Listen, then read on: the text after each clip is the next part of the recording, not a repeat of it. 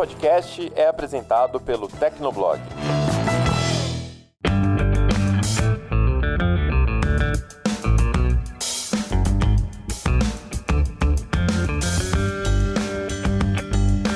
Olá, ouvinte! Seja bem-vindo! Está começando mais um episódio do Tecnocast. Eu sou o Thiago Mobilon. E eu sou o Paulo Riga. O Telegram se tornou o principal concorrente do WhatsApp no Brasil. Mas lá tem muito mais do que apenas pessoas comuns trocando mensagens. Existem também espaços para diversas atividades ilícitas e disseminação de fake news. No episódio de hoje, a gente conversa com o pesquisador Leonardo Nascimento sobre a arquitetura do Telegram e os impactos que um aplicativo de mensagens causa na vida das pessoas. Aguenta aí que a gente já começa.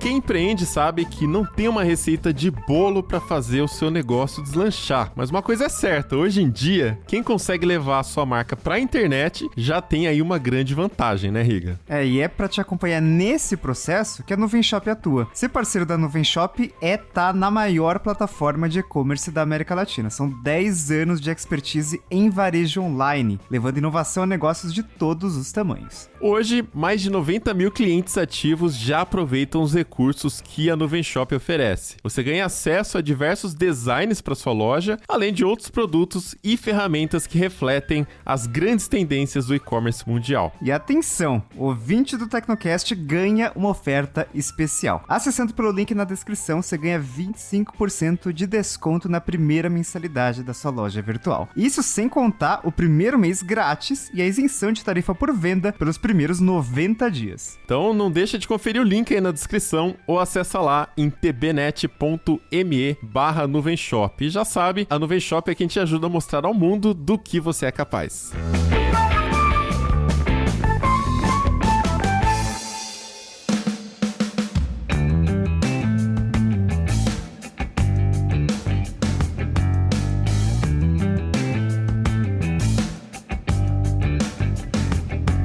A gente brincou no Tecnocast 212 sobre o dia que o Facebook caiu, que o Telegram é como se fosse um backup do WhatsApp, aquele aplicativo do qual a galera só se lembra quando o WhatsApp cai. Quer dizer, pelo menos a massa, né? Os ouvintes do Tecnocast já são mais fãs do aplicativo. E aí rola aquele pequeno êxodo de um aplicativo para o outro, mas para a maioria nunca dura muito, né? O WhatsApp continua sendo de longe o aplicativo mais utilizado do Brasil. E de fato o WhatsApp está firme ali no primeiro lugar, né? Mas o Telegram, que é o seu concorrente mais direto, tem crescido com regularidade nos últimos anos. Uma pesquisa realizada pela Opinion Box em 2021 mostra que o WhatsApp segue na ponta, 98% dos usuários têm o aplicativo instalado no celular e o Telegram vem logo em seguida com 45%. É um número bastante relevante aí, né? Quase metade dos aparelhos já. E esse número chama atenção porque é uma pesquisa feita semestralmente e na edição anterior, né, 6 meses atrás, o percentual era de apenas 27%. Então foi um salto bastante significativo entre uma pesquisa e outra. E o cenário no restante do mundo é um pouquinho mais difuso. O Telegram aparece entre os aplicativos de mensagens mais baixados em vários países, mas ocupa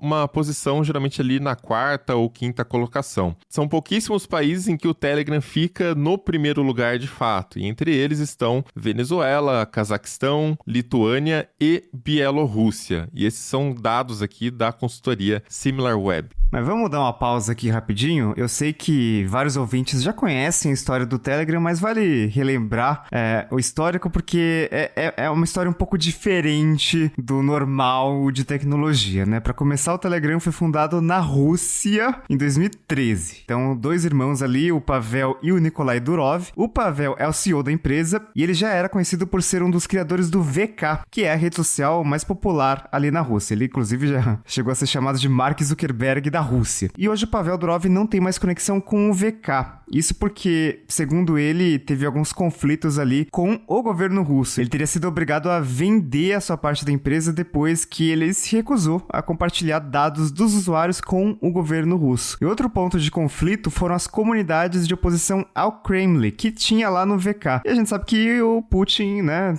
sei lá quanto tempo que ele tá aí, desde que eu nasci, sei lá, ele não curte muito essa história de oposição, né? Não é um conceito muito muito interessante lá na Rússia. E de acordo com essa narrativa, a motivação do Pavel Durov era defender a privacidade dos usuários. E esse ponto, privacidade, também aparece bastante quando a gente fala do Telegram, que foi fundado logo depois da saída dele do VK. Depois da fundação, o Telegram mudou de jurisdição várias vezes ali para fugir de problemas regulatórios, e o objetivo era encontrar um lugar que não tivesse problemas com a política da plataforma, que se caracteriza pela pouquíssima moderação de conteúdo. E hoje o Telegram está funcionando em Dubai. Pois é, o Telegram se vende, né, como essa alternativa mais segura ao WhatsApp, mesmo que isso seja até discutível. A gente sabe que o WhatsApp tem a criptografia de ponta a ponta por padrão, só que no Telegram isso só está presente nos chats secretos. Os demais chats e grupos também passam pela nuvem e oferecem um tipo diferente de criptografia, que é a servidor para cliente. Para garantir a privacidade do que fica armazenado ali na nuvem, o Telegram usa uma infraestrutura distribuída. Então são vários data centers ao redor do mundo, espalhados por diferentes jurisdições. E as chaves para decodificação também estão em vários lugares diferentes. Então sim, tem um investimento forte ali em privacidade, mas para o usuário comum, pasmem, polêmica, o WhatsApp já oferece um nível mais alto de segurança, né? Com aquela famosa criptografia de ponta a ponta, onde teoricamente quem está no meio do caminho não consegue ler a mensagem, né? A gente teria, entre aspas aqui, mais privacidade. Só que, ao mesmo tempo, o Telegram tem a promessa de não compartilhar os seus dados com uma mega corporação. No caso, o Facebook, o Meta agora, né? Que é a dona do WhatsApp e teve já esses problemas com política de privacidade nesse sentido. E aí, nesse ponto, as coisas só melhoraram um pouquinho depois que a política se tornou uma coisa opcional, mas não pro WhatsApp Business, né? Só pro WhatsApp para pessoas normais. E no caso do Telegram, essa busca por um país sede permite que eles tenham uma moderação mínima dentro da plataforma e mostra também que o objetivo deles é ser uma solução que não se mete tanto na vida do usuário. Só que o que parece ser interessante acaba sendo muito problemático, né? Com tão pouca moderação, o Telegram acaba virando esse ambiente favorável para criminosos e, de quebra, para a disseminação das fake news, ou a desinformação aqui, né, em bom português. E só para deixar claro, né, já que a gente está no Tecnocast, falando de tecnologia, a gente sabe que aplicativo de mensagem tem fanbase hoje em dia, e a gente sabe, a maioria das pessoas usa o Telegram só para trocar mensagens, né, comunicação. Só que à medida que a base de usuários do Telegram cresce, é mais importante a gente falar sobre essas controvérsias que a plataforma tem. Então, para começar, desde 2017, a gente já sabe que o Estado Islâmico usou o Telegram para espalhar propaganda e recrutar membros para ataques terroristas na Europa. A gente já sabe também que, pelo menos desde 2020, o Telegram ele abriga grupos que compartilham pornografia de vingança, né? Vídeos, fotos íntimas ali compartilhados sem o consentimento. Na grande maioria dos casos, as vítimas são mulheres. E esse ano, descobriram que tinha grupos para venda de certificados falsos de vacinação, que é uma forma de pessoas anti-vacina burlarem as restrições em alguns países. Então dava para comprar esses certificados por $100, e aí se pagava em alguma criptomoeda aí. Tem um levantamento da Checkpoint, que é uma empresa de soluções para internet, que diz que em agosto desse ano tinha 2.500 grupos e canais voltados para esse tipo de comércio de certificado de vacinação. Gente, era muito mais fácil tomar a vacina de graça ainda, né? De graça não, porque pagou imposto, mas enfim, o custo... mas tá disponível, você não vai pagar mais pra tomar vacina, né? Então toma a vacina, pelo amor de Deus.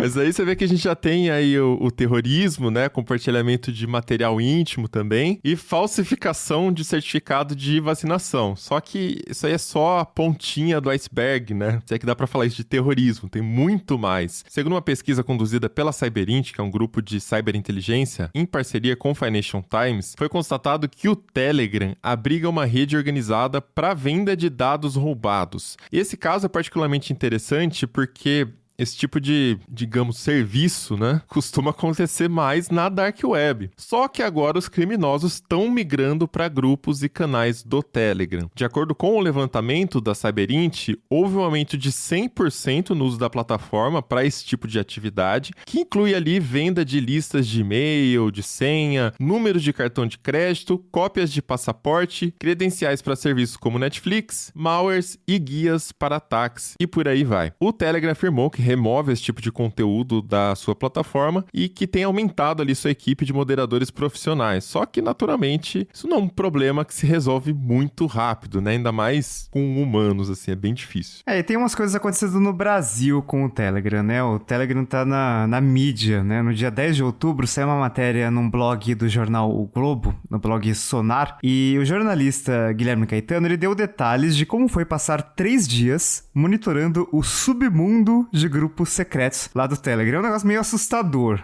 Meio não, é bem assustador. Então, a matéria ela fala sobre grupos voltados para compartilhamento de pornografia infantil, vídeos íntimos, venda ilegal de armas, venda de drogas e medicamentos controlados, venda de cédulas falsas de dinheiro, apologia ao nazismo e várias outras contravenções. E o acesso a esses grupos se dá por links secretos. Então, falando assim, parece algo super complexo e tal, mas a equipe que fez esse monitoramento precisou de umas horas ali para conseguir acesso a esses conteúdos que a gente acabou de descrever. E a estrutura desse negócio envolve grupos ou canais públicos que fornecessem acesso a grupos secretos. Então, os espaços abertos seriam tipo tocas que conduzem a túneis mais profundos, onde os criminosos estão. E tem também um nível de sofisticação em alguns dos grupos. Tem um grupo ali que mexe com dados pessoais vazados, e aí tem um bot. Então você digita o CPF da pessoa, do CPF cujas informações você quer obter, e aí esse bot consulta um banco de dados externo, e ali mesmo, ali na janela do Telegram, publica os dados da pessoa. E tem até um esquema de recorrência. A gente fez um Tecnocast sobre recorrência, mas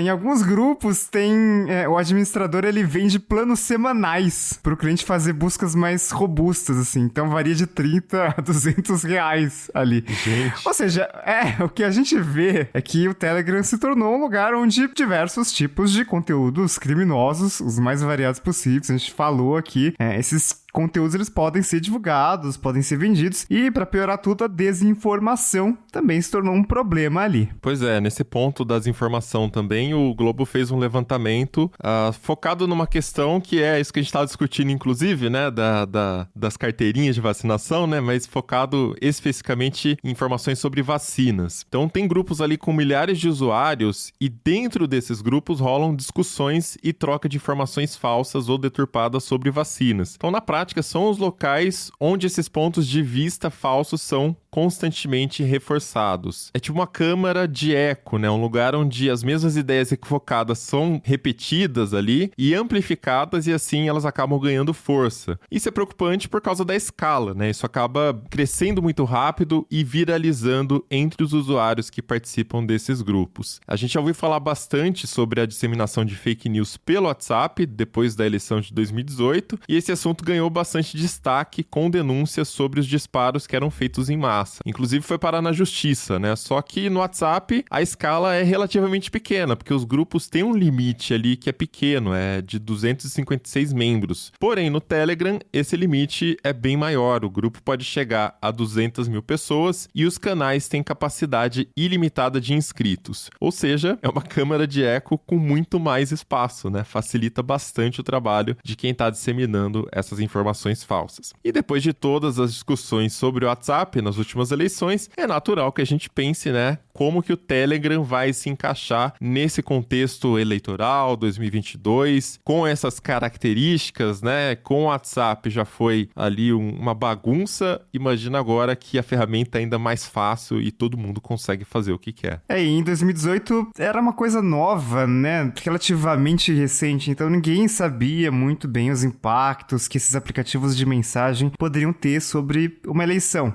Até hoje a gente não entende exatamente muito bem, mas o assunto já está sendo tratado com mais seriedade agora. Então, tinha 2 ações pedindo a cassação da chapa vencedora da última eleição presidencial, que teria se beneficiado dos disparos em massa de desinformação via WhatsApp. No final de outubro, o TSE decidiu arquivar essas ações por falta de provas, só que no mesmo julgamento, os ministros também definiram que disparos em massa podem configurar abuso econômico e dos meios de comunicação. Então agora existe, de fato, base jurídica para condenações futuras por esse ato. E aí, bom, tem uma nova eleição se aproximando, o Telegram tá crescendo, números cada vez maiores, no Brasil também, e resta ver se o WhatsApp vai continuar sendo o protagonista das discussões, ou se o concorrente ali vai tomar o seu lugar até nisso, né? Até nessas polêmicas. E se isso acontecer, a gente não sabe como que o Telegram vai lidar com a situação, porque, para completar, o Telegram não tem representação no Brasil, diferente do WhatsApp. Então,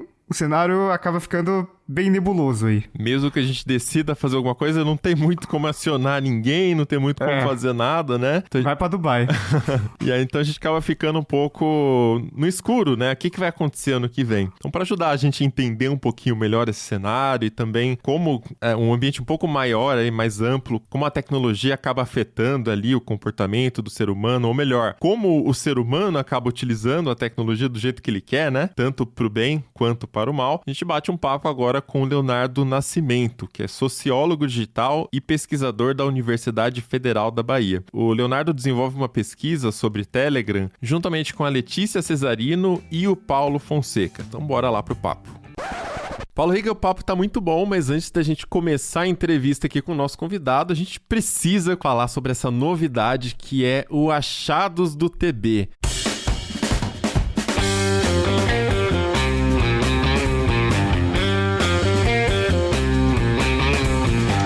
O que é o Achados, né? É uma curadoria de ofertas reais feitas pelo time do Tecnoblog, um serviço 100% gratuito para o nosso ouvinte, nosso leitor. E para aproveitar, é só entrar no nosso grupo do WhatsApp ou do Telegram. Mas explica aí, Riga, o que é o Achados, né? Qual é o diferencial do Achados do TB? Cara, vira e mexe, tem alguém compartilhando ali no chat do trabalho, né? A gente usa o Discord, algum produto, algum serviço, enfim, que tá com preço legal, né? Que tá com preço abaixo da média, que tá com preço bom, né? Pô, dá vontade de comprar e tal. Às vezes a pessoa que tá falando, tá legal isso aqui, a pessoa já comprou, né? Garante o dela lá. Aí depois ela manda pra equipe e tal, e de repente todo mundo compra e o pessoal fica todo empolgado ali, né? Às vezes é o que a gente nem sabia que a gente precisava e caraca, né? Tem vários casos recentes. Acho que escova de dentes elétrica, um monte de gente comprou. Nossa. Pois é. E filtro de linha, tinha um no ano passado que era bem barato e eu já tinha pesquisado sobre ele, tinha um varistor melhor, então ele protegia mais contra surtos de tensão, né? Só que custava bem menos que alguns modelos ditos profissionais. Então era tipo metade do preço de um filtro de linha realmente bom, assim, reconhecidamente bom, então tava bem legal. E, pô, por que a gente não leva isso que a gente já faz, né? A gente conhece tecnologia, a gente gosta disso, a gente gasta nosso dinheiro com essas coisas. Por que a gente não leva pro público do TB? E aí vem o diferencial, né? Porque a gente indica produtos que estão com desconto de verdade, porque a gente tem uma relação bastante transparente com a nossa audiência. E sempre que possível, a gente faz essas indicações falando também sobre o produto, né? Prós, contras, enfim, pra você saber exatamente o que você tá comprando. A gente percebeu que, assim, nem todo mundo tem acesso a um grupo de amigos que tá sempre acompanhando, né? Tecnologia ou outros produtos também relacionados ali, ou que tá acompanhando ofertas. Então, às vezes, surge uma indicação que é um produto que não vale mais a pena comprar, tá antigo, é por isso que ele tá barato, né? E, cara, falta alguém ali pra falar, né? Ó, isso aqui não vale a pena comprar. E eu acabo sendo essa pessoa pro meu grupo de amigos. Eu que acabo sendo, né? Imagino que você também, né, Riga? Mas tem muita gente que não tem, né? E aí essas pessoas, às vezes, participam de sites, de outros grupos que indicam com outros objetivos, que óbvio que a gente também ganha comissão nessas indicações, né? Mas a gente tem uma prioridade aqui, que é a nossa relação, a nossa transparência, que você que acompanha o Tecnoblog já sabe o quanto isso é importante pra gente, né? Então, por exemplo, já rolou uma indicação nesse final de semana de um modelo mais antigo do Galaxy Watch, que foi o Galaxy Watch Active 2. Tava com um preço bem bacana, mas é um modelo anterior, né? Então a gente já deu essa indicação falando que, ó, esse produto aqui é legal, ele tem esses recursos aqui, não é a versão mais nova, mas o preço tá bem legal. Então, às vezes, se é um usuário que não precisa do relógio mais avançado, aquele produto já atende e ele sabe que ele tá fazendo uma compra certa, ele sabe que ele tá comprando a versão anterior, né? Você pode pode até indicar para outros amigos o link ali, que a gente tá sendo muito transparente no que a gente tá indicando, né, Riga? Exatamente. Se eu não indicar para um amigo, eu não vou indicar para um ouvinte, não vou indicar para o leitor, não vou indicar para a audiência do TB, né? Coisas que só quem é independente de verdade consegue fazer mesmo, né? Exatamente. E aí, para participar, como é que faz? Quem quer participar? Tecnoblog.net/achados, tem todas as informações lá. Se você usar o WhatsApp, mais fácil ainda, tecnoblog.net/zap. Então entra direto ali no grupo, bem facinho, e a gente tá todo dia lá trazendo e procurando as melhores promoções, as melhores ofertas, tudo que tem aqui no chat interno, né, que a gente tá sempre olhando essas coisas, a gente manda pra vocês. E é isso aí, o Achados tá só começando e já vai indicando pros amigos, porque aqui você encontra uma curadoria de verdade.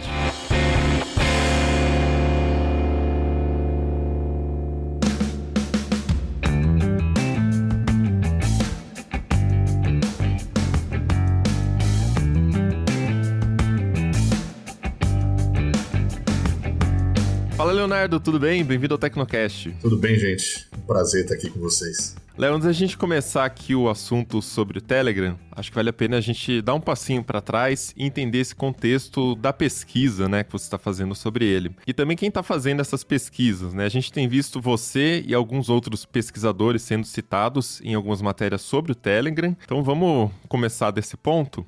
Conta pra gente um pouquinho sobre a sua formação, das pesquisas que você já desenvolveu ou que você participou ali de projetos que você esteja envolvido hoje e como foi esse processo, né? Até você chegar no Telegram como objeto de pesquisa, como exatamente se dá essa investigação que você está fazendo sobre essa plataforma? Bem, vou começar pela minha formação. Minha formação é um pouco incomum, vamos dizer assim, porque eu fiz Química na Escola Técnica Federal da Bahia, depois eu fiz graduação em Psicologia pela Universidade Federal da Bahia, fiz mestrado na USP em Sociologia e doutorado no antigo IUPERJ, atual IESP, que pertence ao UERJ, em Sociologia. De lá para cá, depois da minha formação em Sociologia, eu retornei meio a algo que eu já fazia na minha adolescência, que eu amava videogames e computadores, né? E eu acabei voltando para isso e percebendo que todo o debate que eu fazia dentro da área das humanidades, né, da Sociologia e da Psicologia, ela poderia ter interseção com essa área de tecnologia. Então, eu aprendi a programar, que eu não sabia, né? E desde então, a maneira de eu fazer pesquisas mudou totalmente. Em 2018, quando eu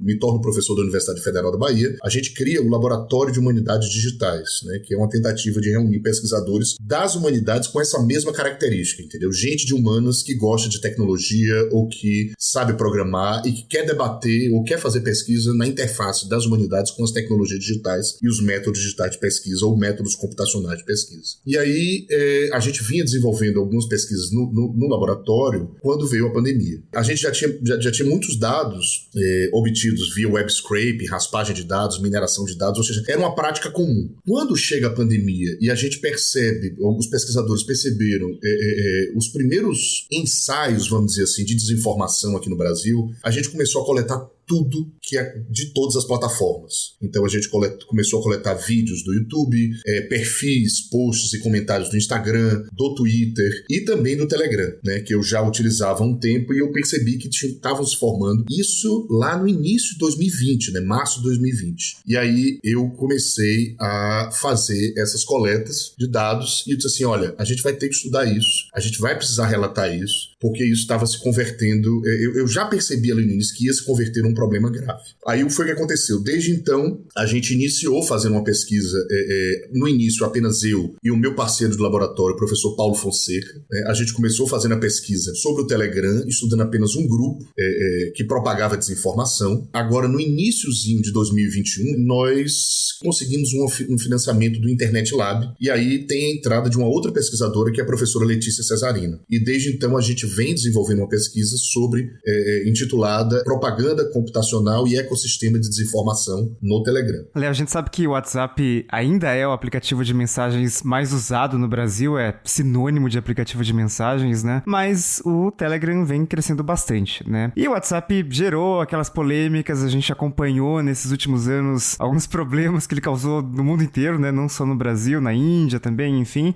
Só que o caso do Telegram parece um pouco mais delicado, porque ele tá abrigando diversos grupos voltados especificamente justamente para práticas criminosas, desde venda de dados pessoais roubados até pornografia infantil. E do que você tem pesquisado sobre o Telegram? Por que o Telegram, né? Quais características do Telegram estão atraindo esses grupos, né? Tem uma matéria recente do Globo que você foi citado dizendo uma coisa curiosa e meio chocante ali, né? Que o Telegram funciona como uma deep web de pronta entrega. É grave nesse nível? É grave, mas é complexo uma resposta unívoca sobre o Telegram. Primeiro que a gente teria que contextualizar a questão do WhatsApp, né? Por que o WhatsApp se tornou essa plataforma predileta, vamos dizer assim, ou predominante, né? Porque lá atrás as operadoras de telefonia deram privilégios ao WhatsApp, tirando o tráfego de dados do WhatsApp da franquia dos usuários, né? Como a maioria dos brasileiros não tem internet de qualidade e o acesso é predominantemente via celulares, o aplicativo se tornou preponderante. Nos últimos anos, isso vem mudando um pouco, ou seja, o Telegram passou a entrar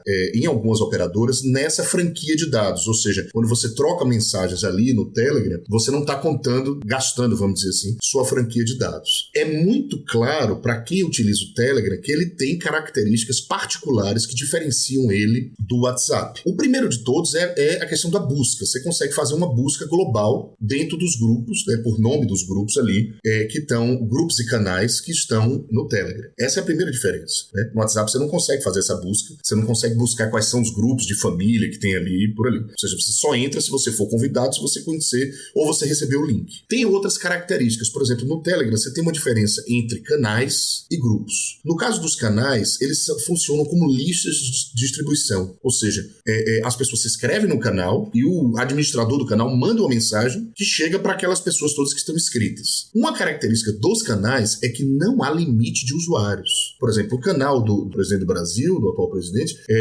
recentemente ele atingiu 1 milhão de pessoas inscritas. Então, uma mensagem enviada ali, ela chega potencialmente para 1 milhão de pessoas que estão inscritas nesse canal. No caso dos grupos, ele é diferente, ou seja, qualquer um pode postar alguma mensagem, qualquer um tem voz ali dentro. Mas diferente do WhatsApp, que tem um limite bem pequeno de número máximo de usuários por grupo, o Telegram tem um número que, salvo engano, eu sempre esqueço esse número que eu deveria decorar, em torno de 200 mil usuários. Ou seja, é um volume muito grande. Só que tem características diferentes ali. Uma das coisas é que do Telegram são os chamados grupos não listados ou grupos ocultos. Grupos e canais que estão na plataforma, você faz a busca global, eles não aparecem, mas eles existem. Então são como chats secretos, né, onde você consegue trocar arquivos, você consegue contactar pessoas com os mesmos interesses e, como você mencionou, tem sido utilizado para práticas criminosas. Na entrevista do Globo, a expressão que eu iria utilizar, ele traduziu para pronta entrega, eu utilizei a expressão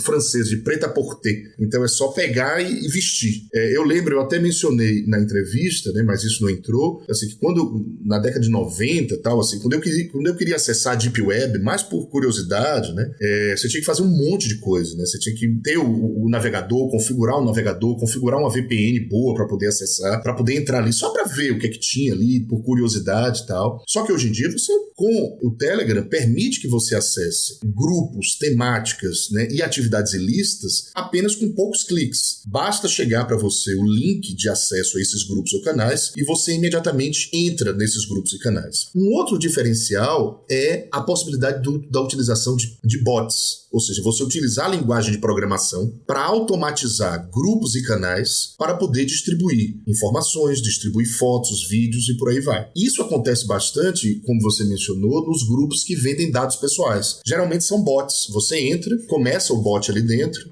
ele pede que informação você quer, eu quero dossiê completo, o número de telefone, aí ele solicita algum input, que pode ser o nome da pessoa, pode ser o CPF, e ele retorna com os dados mediante pagamento. Quer dizer, criaram todo um negócio ali super sofisticado com o Telegram usando bots. Do jeito que você falou aí, né, há muito mais tempo era mais complicado. Mas hoje você bota um Google ali, como acessar a Deep Web. E daí você consegue pegar um pacote pronto ali com o navegador já configurado e já acessa e já tem um monte de informação do que encontrar. No Telegram é mais fácil ainda. E tem os bots ali para fazer toda a automação ali e encontrar dados vazados. Agora, aí eu acho que a compreensão, vamos dizer assim, a compreensão sociotecnológica do Telegram se altera. Se a gente olha apenas para os bots que vendem dados pessoais, né, os bots que distribuem pornografia ilícita, né, os bots que pró-armas, armas ou anti-vacina, por exemplo, a gente está olhando para uma face da tecnologia oferecida pela plataforma Telegram, né? Existe também, dentro do próprio Telegram, bots do bem. Por exemplo, tem um transcriber bot, que você manda qualquer áudio, ele faz a transcrição automatizada, com um grau de perfeição incrível, né?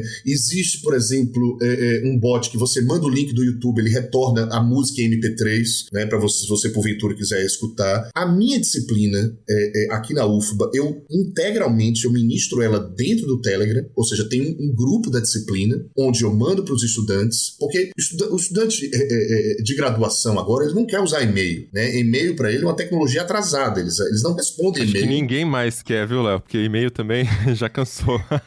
Mas assim, é aí que eu percebo que eu tô ficando velho, entendeu? Porque assim... Sim, a gente. A gente, porque institucionalmente o que vale institucionalmente é o e-mail. Então eu ainda tenho que usar e-mail, tenho que responder e tal, mas os estudantes não querem. Eles são muito rápidos, velozes. Às vezes eu quero mandar um link para eles. Se eu mandar um link por e-mail, nunca que eles vão abrir, tá? Então, eu coloco a disciplina integralmente dentro do Telegram. Eu deixo claro que as regras que valem para o encontro presencial dentro da universidade estão valendo naquele ambiente, né? Eles não podem mandar mensagens de madrugada, não podem mandar mensagens sábado e domingo. Eu controlo isso. Então, perceba que não existe um posicionamento unívoco em relação à plataforma, né? Eu estou dizendo isso logo porque assim, eu me preocupo muito com um posicionamento duplo que acontece, né? Seja aquele posicionamento, vamos dizer assim, tecnofóbico, que tende a demonizar as plataformas e as tecnologias, culpá-las de todo o mal que nós passamos, e também aqueles posicionamentos tecnofílicos, vamos dizer assim, que acreditam naquilo que o Morozov chama de salvacionismo tecnológico, que as tecnologias vão salvar a gente de nós mesmos, né? Olha que coisa paradoxal, né? Um pouco difícil, né? Pouco difícil.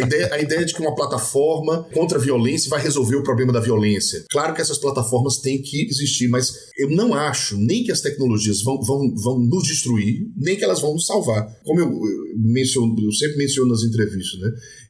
As tecnologias elas são humanas, demasiadamente humanas. Então, antes de tudo, somos nós. O problema não é necessariamente a plataforma. Eu concordo muito com você nesse ponto, e até queria aproveitar esse gancho para entender isso, porque você contou pra gente que o Telegram ele apresenta certas facilidades que elas são usadas pro mal, para atividades criminosas, mas elas também são usadas pro bem, como esses exemplos que você deu, né? Para ministrar aula, você ter esse grupo onde você pode ter mais pessoas, te ajuda, onde você consegue fazer coisas que o WhatsApp não permite, por exemplo. Ou seja, no próprio WhatsApp, a gente já viu a disseminação em massa de fake news na última eleição. E isso ficou muito claro por conta do presidente eleito, mas também não é uma coisa específica só de um lado, né? Isso acontece em massa mesmo. Eu recebo em diversos grupos que eu participo fake news diferentes e de diferentes coisas, não só de política também, né? Então a gente percebe que é realmente isso. O problema não é a ferramenta. O fato de o WhatsApp ter 256 membros como limite de um grupo é um dificultador, mas o ser humano também já inventou ferramentas que permitem enviar mensagem em massa para vários grupos, então quem quer consegue da mesma forma. Assim como o Riga estava falando que a Deep Web, ela dificulta um pouco, né, porque você entra lá, não tem um Google, né, ou pelo menos não tem um Google com a mesma eficiência, mas você consegue facilmente encontrar tudo isso que a gente está conversando aqui em, sei lá, 1 hora de pesquisa e até menos. A diferença é que o Telegram é uma empresa estabelecida, não é um espaço que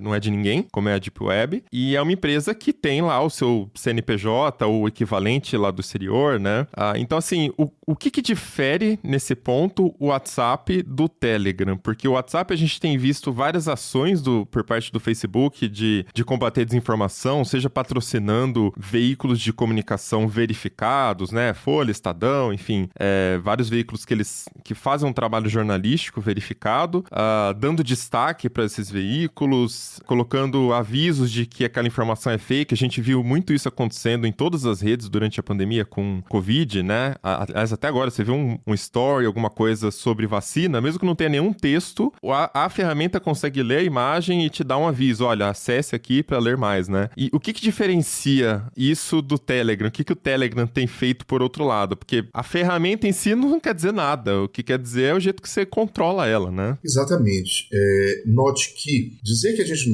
não vai nem evitar a demonização da plataforma não significa que ela não tem que ser regulada, ou seja, precisa haver regulação. Se existe algum tipo de comportamento, algum mau uso, algum uso ilícito dentro da plataforma, aqueles que dão suporte à plataforma, eles têm que responder por isso. É uma peculiaridade estranha, né? Mas, assim, o fato de você não ter representação legal do Telegram no Brasil. Ou seja, por mais que os repórteres mandem mensagens, né, você não consegue acessar a plataforma da mesma forma que o WhatsApp ou outras. E isso constitui um problema. Eu mencionei essa coisa da demonização porque existe um projeto de lei, né, que está interessado no banimento, vamos dizer, entre aspas, né, do Telegram aqui no Brasil. Né? Eu não acho que banir o Telegram seja a solução. Mas, por outro lado, eu acredito que precisa de algum tipo de regulação. Mas, assim, eu não sou jurista. Eu não sei quais seriam os meios para você conseguir estabelecer isso, ou que tipo de fóruns internacionais você teria, né, para poder criar esse tipo de acesso, essa exigência de representante legal aqui no Brasil.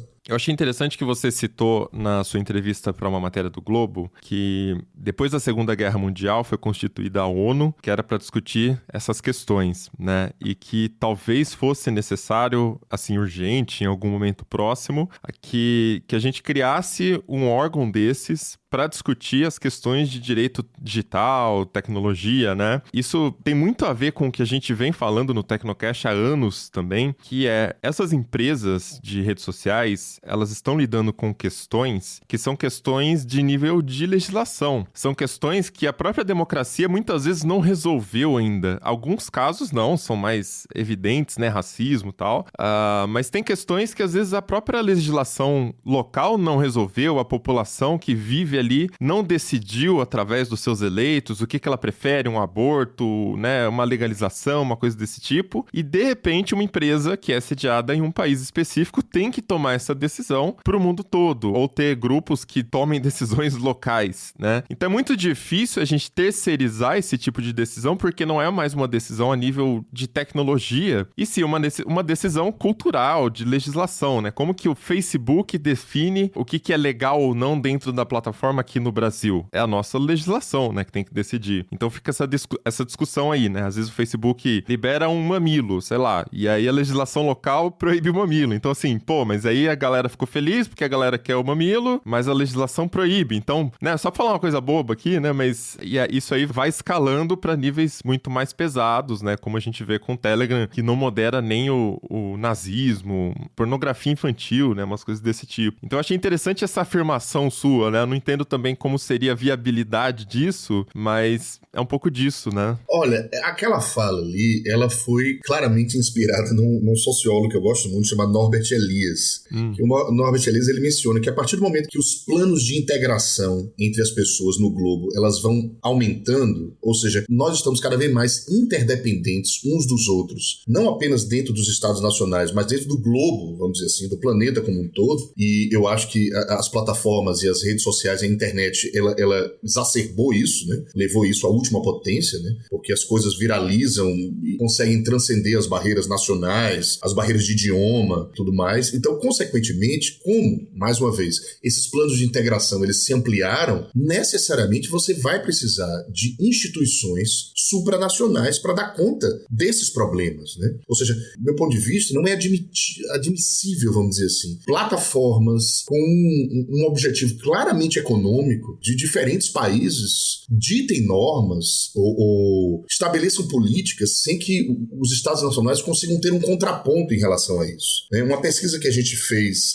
recentemente, quer dizer, recentemente não, logo no início quando a chegada do Uber aqui no Brasil, a gente começou a coletar todas as matérias no Globo, Folha e Estadão que falavam sobre Uber, que mencionavam a chegada do serviço no Brasil. Só para dar um exemplo. O que a gente percebeu? Que tinham 3 grupos de argumentos, vamos dizer assim. Tinha os argumentos jurídicos, os posicionamentos jurídicos, tinha os posicionamentos dos usuários e os posicionamentos das autoridades, né? A gente fez esse agrupamento e essa tipologia de argumentos, né? Era muito interessante porque assim, você, em todos esses argumentos, sejam eles contrários ou favoráveis à chegada do Uber, nenhum dos atores sociais, se você olhar os juristas que estavam falando sobre a chegada do Uber, prefeitos e governadores falando, usuários e motoristas de Uber ou motoristas de táxi mencionando a chegada do Uber, né?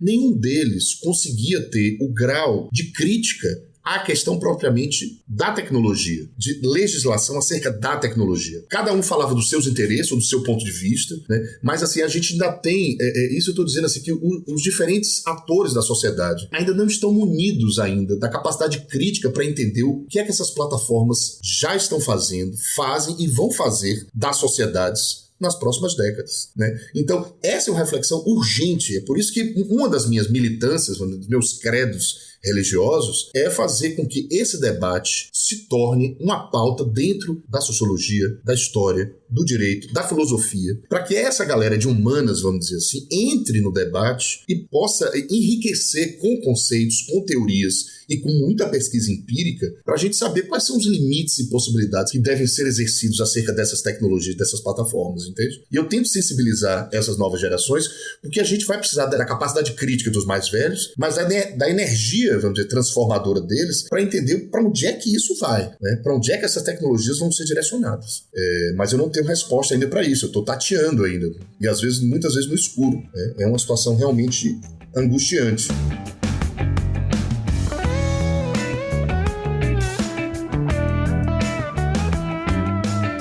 E, Léo, acho que dá pra, com base nas suas pesquisas, a gente falar um pouco da arquitetura do Telegram, né? Porque o STF tá lidando com a questão de uso organizado de ferramentas tecnológicas para espalhar fake news, né? Faz alguns anos que existe essa discussão e agora tem o entendimento de que disparos em massa para promover a desinformação pode gerar a cassação de uma chapa. Só que tem a dificuldade de provar quem foram os responsáveis pelos disparos em massa, né? Então, como que você investiga isso? Né? E vai ser uma dificuldade, imagino, para 2022. Então, queria que você já comentasse aí também. Será que o WhatsApp de 2018 é o Telegram de 2022? O Telegram vai ficar no centro das atenções? E a arquitetura do aplicativo, né? Ela permite descobrir quem está por trás de disparos em massa, né? Porque a gente sabe que no WhatsApp tem uma dificuldade ali de criptografia de ponta a ponta e tive muitas notícias de juiz querendo derrubar o WhatsApp no Brasil, algumas vezes conseguiu, mas no Telegram é um pouco diferente, né? E como que funciona? Como é que fica essa questão? Como que fica para as autoridades também, né? Será que os culpados pelas ações ilícitas, por exemplo, no Telegram, será que aumenta o risco de esses responsáveis não serem responsabilizados pela justiça? Antes de tudo, é que assim, aí eu vou me encaminhar um pouco mais para a pesquisa e boa parte do que eu vou dizer aqui está amparado nos debates que eu tenho com os meus colegas e de outros pesquisadores que fazem parte. Primeiro que não dá pra gente entender o Telegram dissociado das outras plataformas. Por isso que a gente fala de ecossistema de desinformação. Então, quem tá estudando Instagram individualmente, YouTube individualmente, WhatsApp individualmente, não vai conseguir ter uma noção do todo. Então, essa foi uma das primeiras constatações da pesquisa. Que o Telegram e os diferentes grupos de desinformação ou grupos de apoiadores do presidente, ele aponta para fora dele. Então, a gente percebe que tem muitos links para blogs e sites noticiosos de apoiadores, né, do atual governo. Você tem muitos links para o Twitter, de perfis do Twitter. Você tem a grande maioria, é uma outra constatação da nossa pesquisa, que a grande maioria dos conteúdos trocados lá, de links que apontam para fora do Telegram, são links do YouTube. Parece que o coração da coisa é realmente o YouTube. Esse é um achado muito curioso, né, que a gente conseguiu perceber graças a um insight de um pesquisador da Universidade do Estado da Bahia, chamado Elias Bittencourt. Ele percebeu que a grande parte dos conteúdos de desinformação, de fato, eles são controlados pelas plataformas. Por exemplo, YouTube. O YouTube controla os vídeos. Se você vai na busca, eles vão ter muita dificuldade para aparecer lá. No sistema de recomendação, ele já aparece um pouco mais. Só que o grosso da coisa, dos conteúdos de desinformação, eles ficam ocultos. Realmente, o trabalho do YouTube de gerenciar isso é, em certa medida, eficaz. Mas o problema é que grande parte do acesso a esses conteúdos de desinformação ou de ilícito, vamos dizer, dentro do YouTube, são de links externos. Ou seja, a pessoa pega o link de um determinado canal que está passando desinformação e distribui ele. Já que ele não pode distribuir dentro do YouTube, ele distribui dentro do Telegram, entende? Então, a ideia que a gente está tentando desenvolver é que o Telegram age como uma certa, entre aspas, uma certa curadoria algorítmica, né? Então, já que você não consegue acessar esses conteúdos via essas plataformas mainstream, que elas controlam o acesso, você vai conseguir através do Telegram. Então, eles trocam coisas, existem campanhas direto. Gente, acessem tal vídeo, por favor, curtam ele para que ele apareça mais, ou recomendem, ou enviem nas suas redes familiares de WhatsApp. É muito curioso, porque o Telegram ele termina sendo um pivô, mas um pivô que aponta para fora dele, entende? Ou seja, você vai até lá para você pegar o que você quer, o conteúdo que você quer, já pré-categorizado, porque os grupos são temáticos. Tem grupos religiosos, tem grupos que apoiam armas, tem grupos anti-vacina, tem grupos LGBTQIA+, que apoiam o atual governo. Então, você já entra nesses grupos com um certo parentesco temático, né? Você se interessa por aquela temática. Quando você entra no grupo, você começa a receber outros conteúdos que te mandam para fora dele. Esse é um procedimento que a gente está analisando, né? A gente tem esses links, está tentando perceber essa dinâmica, mas um aspecto central da infraestrutura mesmo do Telegram, eu jamais conseguiria fazer essa pesquisa se não fosse no Telegram. Se fosse no WhatsApp, eu não conseguiria pesquisar dessa forma. Então, note que a mesma plataforma que possibilita coisas terríveis, nefastas, que tem que ser, repito, controlado, né, legislado, ela também abre um flanco aí para o pesquisador de métodos digitais de coletar dados, de perceber comportamentos em massa. Uma coisa, Iga, que a gente percebeu assim, o problema não são os bots ou as listas de distribuição. Na maioria das vezes, a coisa que realmente surpreende a gente é o comportamento dos indivíduos em massa, comportamento de enxame. Então, muitas vezes, não poderiam ser bots que estão mandando, né? Mas o que a gente percebe é que, como é muita gente nos canais e nos grupos, as pessoas adquirem meio que um comportamento de enxame ali. Então, é o efeito viral, né? Você tem um efeito viral ali, que a gente está tentando entender através de modelos. A gente tem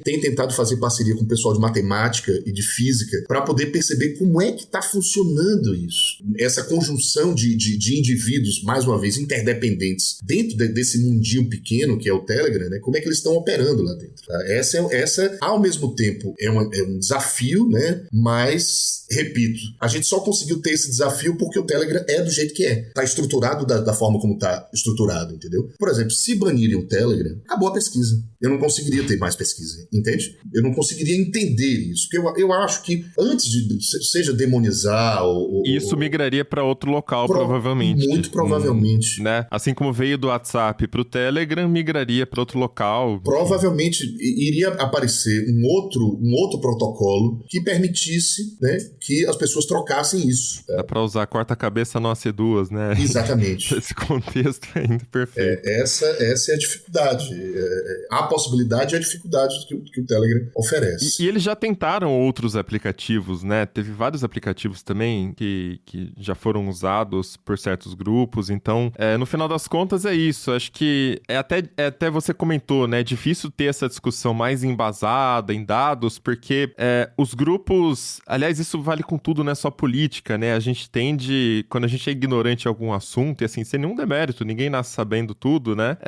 A gente tende a ter um preconceito e a ter algumas concepções preconceituosas sobre o que é aquilo, como funciona aquilo, né? E aí, por isso que tem esses grupos que acham que a tecnologia é a salvação de tudo, e outros que acham que a tecnologia tem que ser banida, que aí você resolve tudo. Então, as pessoas não entendem que o problema não é a tecnologia em si, né? Então, é muito difícil conseguir ter uma discussão madura até num congresso, com uma legislação, né? E aí, falando de Telegram especificamente, a gente tem outra dificuldade, porque assim, mesmo que exista uma representação do Telegram no Brasil, mesmo que a cultura da empresa se altere radicalmente do dia pra noite, e eles queiram colaborar com os governos e as legislações e mudar a política inteira da empresa, não é simplesmente apertar um botão e moderar. E aí esse desafio é enfrentado por todas as empresas hoje em dia. O próprio Facebook, que tem feito suas ações, né, de colaborar com a justiça, o que deixa a gente mais confortável, sei lá, é muito mais a predisposição de um Facebook colaborar, ou de pelo menos responder as mensagens, do que a ação em si, porque a gente sabe que a ação acaba sendo enxugar gelo, né? A própria Amazon tem problemas com produtos piratas, invasão de produtos piratas. Eles desenvolveram uma tecnologia que é uma inteligência artificial para tentar filtrar os produtos piratas. Então, como você identifica qual produto é pirata, se a imagem é a mesma, descrição é a mesma, né? Então, assim, a gente ainda tá engatinhando para discutir o primeiro passo, que é ligar ou não moderação, ter ou não um contato, e desenvolver a tecnologia ainda vai mais um tempão. Não é tão simples assim moderar um aplicativo de mensagens, né? Então, isso levanta mais questões ainda, né? Sobre como lidar, porque e aí, se não tiver nenhuma representação, se eles pelo menos não mostrarem interesse, a gente faz o quê? A gente bane o Telegram, mas aí não resolve, surgem outros. E se a gente não banir, acontece o quê, né? Então, e aí, como é que fica, né? Até na pesquisa que você tá fazendo, qual é a saída que a gente tem, assim? Dá uma direção. Olha, não sei, eu como sociólogo, assim, eu vou falar novamente, hoje estou sendo mais sociólogo do que programador aqui, né? Ou psicólogo, né?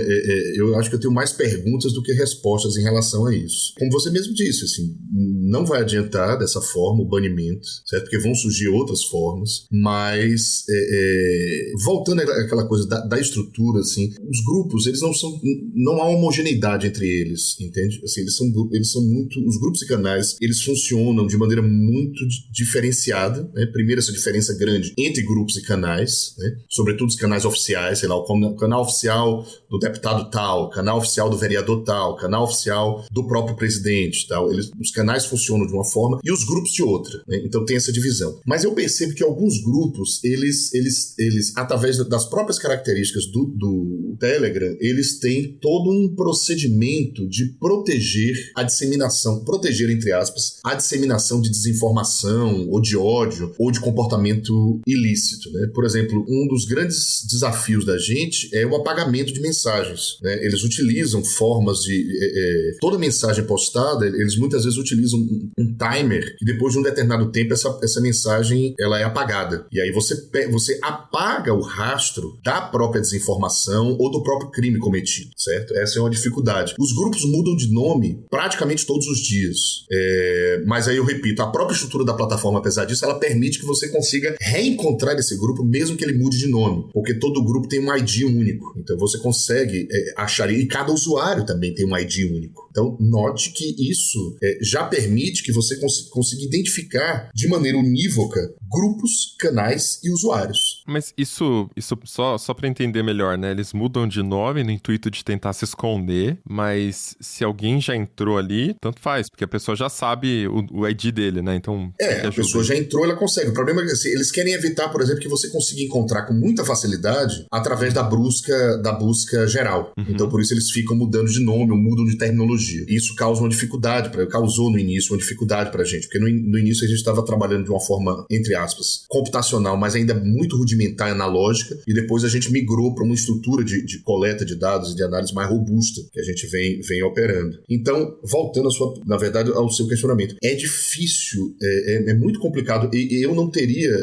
me sentiria confortável, nem seguro intelectualmente ou cientificamente, de dar uma resposta unívoca e clara sobre o banimento ou não banimento, né? Eu concordo com a ideia, repito, da legislação, que precisa ter um certo controle, precisa ter uma representação nacional e tal, mas eu não tenho uma resposta definitiva sobre o que devemos fazer em relação a isso. Acho que a dúvida aqui que a gente está tentando também pensar, né, é o que vai ser da gente ano que vem, né? Porque com tanta facilidade, pelo jeito, as ações, e aqui tá até a lição, né, sobre banimento ou não. As ações do Facebook dentro do WhatsApp, na verdade, elas foram até prejudiciais no final das contas, porque as pessoas migraram para uma plataforma que é ainda mais fácil de trabalhar e que já era, de certa forma, popular, não tanto quanto é agora, né? Mas o simples fato de já ser conhecida e já ter gente usando, já facilita também, né, a instalação do aplicativo, mais gente aderindo. E o crescimento foi meteórico nos últimos anos. Então, acabou que a gente tentando tomar atitudes que foram corretas no WhatsApp, né, no Facebook,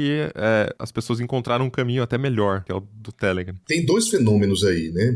Tem um conceito teórico, alguns teóricos falam sobre um fenômeno chamado desplataformização. É o fato de que líderes de extrema-direita vêm sendo progressivamente banidos das plataformas mainstream, né? Então, o ex-presidente Donald Trump, por exemplo, ele foi, abre aspas, defenestrado digitalmente, né, das plataformas por conta das opiniões dele que ele expressava, né? O atual presidente do Brasil, ele vem, os vídeos nos canais dele vêm sendo progressivamente apagados, né? Os perfis vêm sendo censurados no Twitter e tudo mais, por conta da desinformação, muitas vezes, que estão presentes nesses vídeos ou nesses posts e tal. E essa desplataformização realmente criou um solo fértil para o florescimento de uma plataforma plataforma com as características do Telegram, cujo o poder de legislação, de controle, de sanção é menor. Recentemente, um fato que aconteceu, essa coisa da pane que aconteceu aí, que ninguém sabe o que é, né? Que deixou o WhatsApp, o Instagram e o Facebook fora do ar, isso realmente aumentou muito a presença de pessoas, de usuários dentro do Telegram. Não sei se vocês perceberam, se vocês têm Telegram, muitas pessoas, até minha mãe, vamos dizer assim, até minha mãe entrou no Telegram, entendeu? Que não, assim, ela instalou porque queria falar com a gente, não conseguia, né? E ficou desesperada. Uma amiga, um vizinho foi lá e disse assim, bota esse azulzinho aqui que funciona igual o verdinho, né? Aí ela começou, aí de repente me chama lá, eu tomei um susto, o que é que você tá fazendo aqui? Né? Então note que... É fake. É fake. Né? Então note que isso também aumentou o número de usuários, né? E consequentemente os canais, é outra achado da nossa pesquisa, né? De 2021 para cá, principalmente de janeiro, fevereiro de 2021 para cá, explodiram o número de canais de desinformação e de apoiadores do governo. Canais oficiais e não oficiais e grupos, né? Então o número de usuários assim quadriplicou praticamente, certo? Já tem reportagens sobre isso e a gente vem constatando isso. Muitos grupos surgem, existe como é que eu vou dizer? Um intercâmbio de grupos muito grande. Existem grupos que surgiram só para a organização do 7 de setembro e desapareceram já, né? Eles entram, fazem, se organizam e somem. Às vezes é muito bem organizado, você percebe um grau de organização muito grande desses grupos. E Léo, a gente tá discutindo há um tempão sobre isso, né? E a gente tá falando para um público de tecnologia que às vezes fica muito centrado ali na plataforma, na tecnologia ali como um fim, e talvez para algumas dessas pessoas, inclusive, que estão nos ouvindo, parece que essa discussão não é tão importante, né? São só aplicativos de mensagens, né? Um aplicativo Telegram melhor que o WhatsApp, sempre tem essa briga aí nos comentários aí de sites de tecnologia, e tem os problemas e tal, mas será que é pra tanto alarde, né? Será que é caso de justiça? Será que a justiça tem que se meter? E até na questão da desinformação, ainda não tem aquela evidência incontestável, aquela prova cabal de que o Telegram, o WhatsApp, enfim, as plataformas digitais no geral, influenciaram mesmo ou influenciam no que acontece fora delas. E aí, durante seu processo de pesquisa, imagino que você tenha se deparado com algum questionamento nesse sentido. É importante? O que você responderia para alguém que ainda não está convencido da seriedade do que se passa nesses grupos, as consequências do uso de uma tecnologia na vida das pessoas? Se depois de ouvir tudo isso a pessoa ainda não entendeu, agora explica de uma forma mais clara. Olha, eu vou retornar aqui como eu falo com meus estudantes lá de graduação, né? É cada vez mais difícil para as pessoas entenderem o que era um mundo sem as tecnologias digitais de informação e comunicação, o que era um mundo sem internet. Algumas teorias, por exemplo, dentro da antropologia digital, dizem que não dá para a gente mais compreender o que era o homem, o que é o fenômeno humano, dissociado dessas tecnologias. Essa grande parte daquilo que nós somos, nossos sofrimentos, nossas alegrias, nossos gostos, nossos interesses, nossos relacionamentos, nossos amores e nossas dores, estão sendo atravessados por essas tecnologias. O tempo todo a gente está entrando em contato com elas, a gente está deixando o que os teóricos chamam de pegadas ou rastros digitais, nós deixamos likes, logins, logs de acesso, curtidas, né? Quando a gente, em qualquer lugar que a gente vai, o fato de você acordar de manhã, né? Aqueles que têm alguma pulseira inteligente ou relógio inteligente como Fitbit, né? Nem no sono, nem dormindo, essas tecnologias deixam de estar atravessando o nosso corpo e produzindo efeitos sobre eles. É urgente que todas as áreas do conhecimento, que a sociedade civil em geral entenda a importância, as possibilidades e a gravidade dessas tecnologias. Porque essas tecnologias não são o outro da gente, elas somos nós. Então, uma coisa que a gente ensina nas aulas, né, que todas as tecnologias elas nascem do conflito, da diferença e da resistência. As tecnologias são imagens semelhantes dos diferentes grupos de interesses, dos diferentes grupos políticos, diferentes grupos de poder e interesses, né, de uma sociedade e entre as diferentes sociedades. Né? Agora mesmo, existem sociedades que conseguiram impor uma tecnologia, gente. Essas plataformas não são brasileiras, vamos dizer assim, né? Não são, né? Elas conseguem impor. As linguagens de programação que a gente programa não são em português, né? Tudo bem, tem um Portugal ali e tal, né? Tem outras, mas são linguagens, são tecnologias que são impostas a gente, e por trás dessa imposição vem escolhas, né? Escolhas de poder, escolhas econômicas, né? Que tudo vem sendo debatido. Então, assim, se for para deixar assim, para as pessoas precisam primeiro olhar criticamente para essas tecnologias. Ou seja, uma plataforma como o Telegram, ou como o WhatsApp, ou como o Instagram, ou seja lá qual for, não é muito mais impactante que um interruptor, que é uma tecnologia também, né? Ela tem um impacto sobre a vida das pessoas muito forte, que precisam ser tratados de maneira diferente. Não é um interruptor, não é uma tomada apenas. Tá só conectando pessoas, entendeu? Tá modificando a maneira como nós nos relacionamos, como nós pensamos a sociedade. Então daí a gravidade dessas tecnologias. Não apenas para a política, né? E uma outra coisa que o Riga falou, assim, eu estava até comentando aqui, né? Porque minha graduação é em psicologia. Então, vez ou outra, o psicólogo também emerge aqui nas minhas reflexões, né? Muitas vezes a gente fica preocupado com como as plataformas desinformam, né? E não pensam um pouco na estrutura, não pensam na estrutura sociopsicológica das pessoas que aderem à desinformação. Deixam de compreender, por exemplo, os contextos de instabilidade política, né? De instabilidade econômica, de profunda pobreza econômica, né? De instabilidade sanitária. Ou seja, têm sido 2 anos de mudança, os sociólogos chamam de quebra de rotina, né? Ou seja, planos, estruturas de pensamento, planos que a gente tinha em relação ao futuro, de fazer isso, de morar isso, de trabalhar não sei aonde, de casar, de fazer, de ter filhos, foram alterados. Isso tem modificado a estrutura, vamos dizer, psicossocioafetiva das pessoas, né? Ou a economia afetiva das pessoas. Então as pessoas estão perdidas. Então você tem que entender um pouco dessa aderência à desinformação, a essas teorias, muitas vezes assim, também por conta disso, tá? As pessoas estão precisando de certezas, né? Eu lembro que eu tinha um professor de psiquiatria que ele dizia assim que o paranoico é aquele que busca sentido em tudo, né? Então, o tempo todo, ele cai um copo, ele acha que existe alguma coisa que fez aquele copo cair, que ele precisa explicar aquilo de alguma forma, tal. Então, momentos de instabilidade econômica, financeira, sanitária, emocional, fazem com que as pessoas se desesperem pela busca do sentido, por tentar explicar, por tentar dar uma causalidade às coisas. Então, essas tecnologias, essas redes sociais, elas servem para isso também, né? Para produzir sentido na vida das pessoas. Agora, que sentido é esse que está sendo produzido na vida das pessoas, né? Que capacidade crítica essas pessoas têm, ou a universidade e a sociedade civil pode fornecer para os indivíduos terem capacidade crítica em relação a essas tecnologias e a esse sentido oferecido por essas tecnologias. Eu acho que o debate vai mais por aí, entende? É um debate sociológico, psicológico e também tecnológico, né? Um debate meio que entrelaçado, sabe? As pessoas querem fazer sentido das coisas, querem encontrar uma razão. Por quê? Né? Por que a pandemia? Por que mortos? Por que morreram? Por que minha família e não aquela? Por que o meu pai não o pai dele? Entende? Por que o meu tio? Porque eu adoeci, não ele. Então, as pessoas querem entender isso. Por que eu preciso fechar a minha vendinha, o meu comércio? Exatamente. Né? Por quem que está interessado nisso? E aí, as plataformas, elas catalisam essa produção de sentidos, para o bem ou para o mal, né? Ou seja, as mesmas tecnologias que poderiam ser utilizadas, e eu acho que devem ser utilizadas, para produzir sentidos numa determinada direção, entendeu? Numa determinada forma de construção do país, de melhoria do país, elas também podem ser utilizadas para outras coisas. Eu acho que esse que é a ideia, né? E então é isso, vamos chegando ao final de mais um episódio do Tecnocast e sabemos que entre os ouvintes do Tecnocast, leitores do Tecnoblog, o pessoal costuma curtir mais o Telegram do que o WhatsApp, né? Sempre tem aquela discussão. Então conta pra gente, depois de todas as informações, se você continua achando que o Telegram é superior.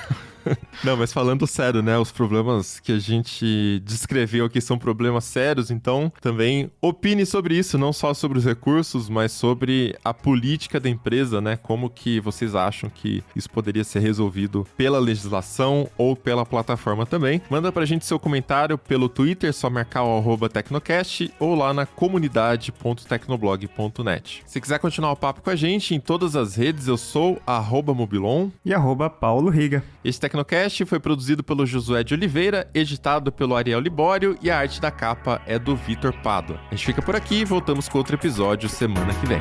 Até lá. Tchau!